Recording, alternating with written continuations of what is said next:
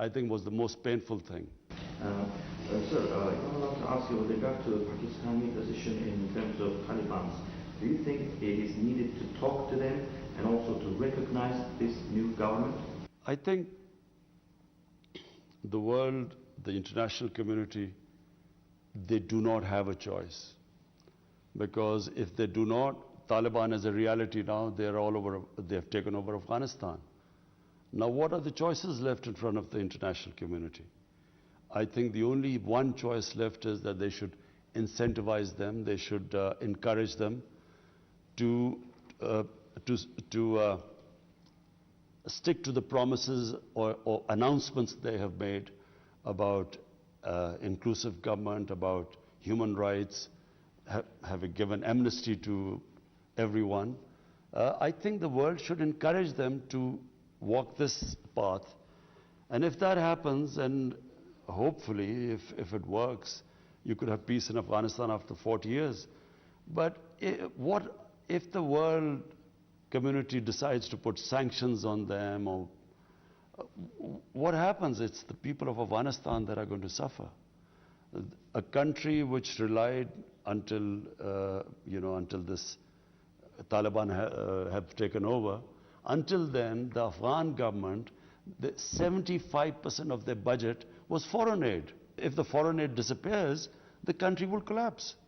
And if it collapses, as I said, it's, apart from the humanitarian crisis, this will have implications not only for all the neighbors of Afghanistan, but I think in terms of international terrorism, it will have effect everywhere. So therefore, the only one way to go is to incentivize the Taliban to stick to what they promised of inclusive government and hope that they take that path. Your Excellency, the Prime Minister, right now we know that Pakistan and India are members, both countries are members of SCO. How could you comment with regard to relations between two countries, two neighbors, considering this current situation and developments that we see in the region? What do you think, but how could you comment whether the peace, mutual understanding will come between these two countries, your countries? Well, you know, Pakistan has made every effort to have peace with India. And I can tell you, because I know India very well, I have had great friendships in India. I've had a lot of love and respect because I used to play cricket, and cricket is one of the, you know, a sport that goes right to the grassroots. It's the most loved sport there. So I tried my best to have, improve our relationship with India. But unfortunately, India is ruled by an ideology which is called the RSS ideology. That RSS ideology was inspired by the Nazis in the 1920s and 30s. And it's a racist ideology which actually believes that the Hindu is superior to all the other minorities. And therefore, it is a strongly anti-Pakistan, quite an aggressive ideology which, which believes in subordinating not just the minorities in India, but also the neighbors around them. And so I found it very difficult to take our relationship forward. And then on 5th August in 2019, they unilaterally took away the state of Kashmir, and Kashmir is a disputed territory between Pakistan and India. And this has been recognized by the world community through United Nations Security Council resolutions. So once they did that, then that's when all our communication stopped. Because there's no way we can have normal relationship when what they're doing in Kashmir is violating every human right. The world community worries about Taliban's human rights violations. But what about the violations that are going on in Kashmir, where there are some 800,000 Indian troops basically keeping 8 million people, Kashmiri people, in an open prison.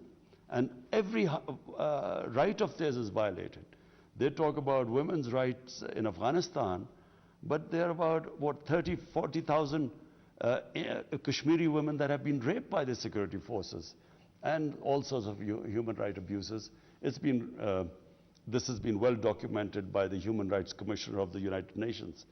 So, unfortunately, until they go back to taking the statehood of Kashmir on 5th August 2019, until they go back, unfortunately, we cannot resume a normal relationship with them. Mr. Prime Minister, what do you think if Pakistan decides to stop testing of ballistic missiles?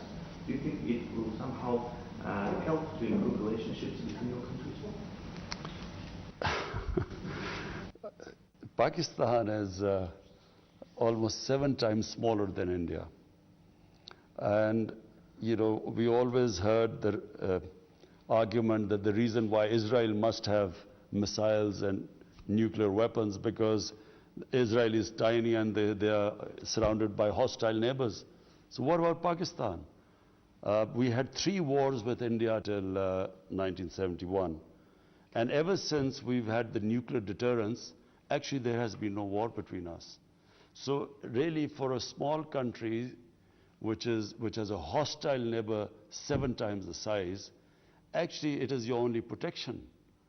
But I wish that we would resolve our difference with India, which is Kashmir. And if that is resolved, I would actually, go for a nuclear-free zone. In fact, I would go for a nuclear-free world. So recently you had a discussion with Mr. Putin, President of Russia, with regard to the Afghanistan situation. How would you assess, how would you evaluate the current stage of relationships between Pakistan, Islamic Republic of Pakistan and Russian Federation, not only in the government but also at the level of the countries? I think our relationship is improving. I have, the few times I've met, a couple of times I've met President Putin. We have a very good relationship and understanding. I've spoken to him twice on the phone now. And we want to improve our relationship between Pakistan and Russia.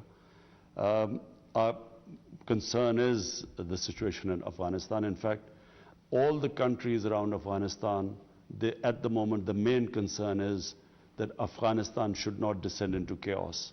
So we all agree on that, and we all agree that there should be an inclusive government in Afghanistan which would bring stability there. Because our main concern is that instability in Afghanistan would have repercussions all around. All the neighbors will sooner or later be affected by that. So I was looking forward to meeting President Putin here, but because of his isolation due to COVID-19, he couldn't come. But I am meeting the Foreign Minister of Russia. Sir, and the last question with regard to relationships of Pakistan with Arab world. We all know that Pakistan was acting as an intermediate during the conflict between Iran and Saudi Arabia recently. And in terms of closing the position of Arab world with others, what do you think, what's your assessment about the role of Pakistan? Whether you're still going to play that role of the moderator in this regard? Iran is a neighbor, and so therefore you have to live with your neighbor. And the more civilized you are with your neighbor, the better it is in terms of trade and for the whole region. Saudi Arabia has been Pakistan's closest ally, a friend which has helped Pakistan in the past when we've needed them. And so therefore our main interest is that there should be understanding between these two countries. What would be disastrous for Pakistan is if there's a conflict between Saudi Arabia and Iran, not just for Pakistan. It would be a disaster for the developing world, because